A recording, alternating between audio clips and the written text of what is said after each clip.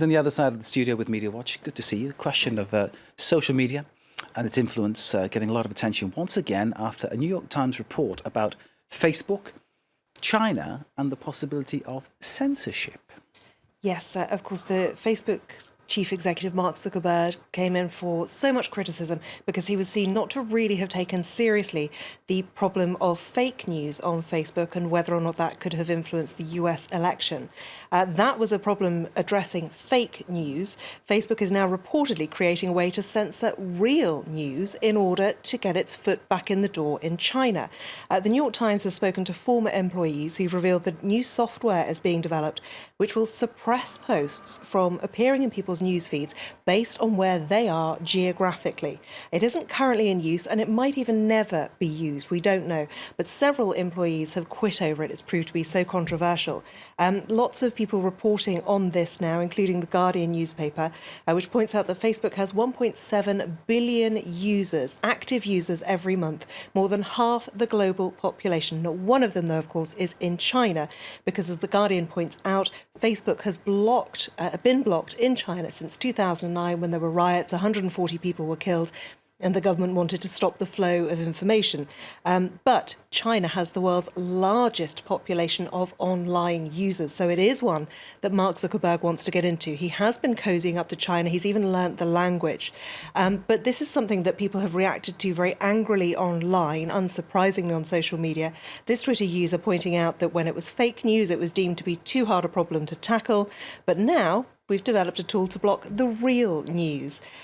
Claire Jeffrey, who's the editor-in-chief of the Mother Jones website, says this should outrage us. And another commenter, this is disgusting. Mark Zuckerberg is selling out freedom for profit. The New York Times is the name on everyone's lips right now after yesterday's meeting with the president-elect himself, Donald Trump.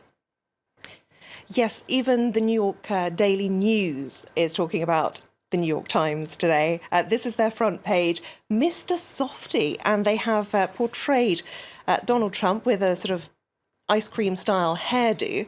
And the reason for that is all of the U-turns and backpedaling that Donald Trump appears to have done in this meeting with the New York Times. He's given very few interviews since he was elected, dodging what he refers to as the crooked media, perhaps wary of going off script and on the record. But this was an on the record meeting with a number of reporters, and they spoke for over an hour, and a lot of information was coming out. Some of the critics and the verdicts on this very harsh indeed, including, of course, the New York Daily News. He was criticised for backpedaling on his campaign pledges to prosecute Hillary Clinton, on climate change. He now says torture maybe isn't quite so bad. So lots of things that he is backpedaling on.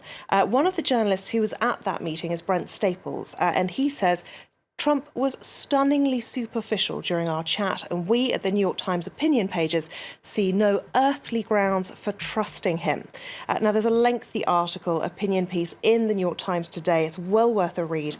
One of the phrases that jumps out is, it's good to hear that he disavows the white supremacists, who, of course, were filmed shouting Hail Trump in Washington just this weekend. We showed you that last night on Media Watch.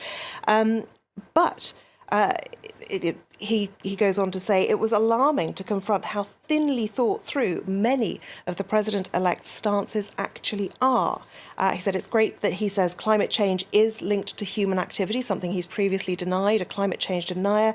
And he said, of course, maybe waterboarding isn't such a great idea. So as many people suspected, many of his comments on the campaign trail were off the cuff. Lots of people singing the praises of the New York Times for getting this interview because, of course, he met with TV executives but said nothing on the record. There are some critics out there, though, including this gentleman. The New York Times self-congratulations tour is out of control. The paper blew the election and now thinks an hour with Trump is great journalism. There's been no reaction from Donald Trump himself to the coverage either, which I think is quite interesting, and restrained from him. We're getting to that time of year, and you have news of a Christmas advert that has almost everyone smiling. Yes, very quickly. I'm not normally a great fan of these festive adverts. It's all about commercialism and, Christmas isn't supposed to be about that. But this is one that seems to have even the critics smiling and some of them even crying. Let's take a look at the Amazon advert for this Christmas. Oh my.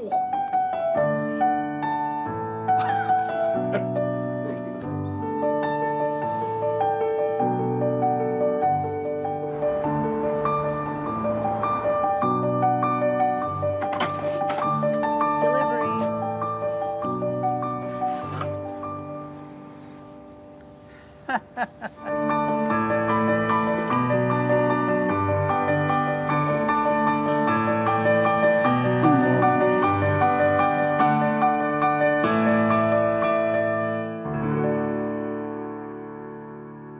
So both the stars of that advert are from the United Kingdom, a real Christian priest from London and a headmaster of a Muslim school from Leicester.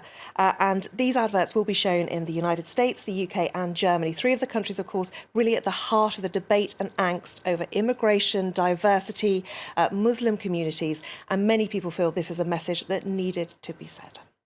Emma James, thank you very much indeed. Emma with Media Watch. Kate with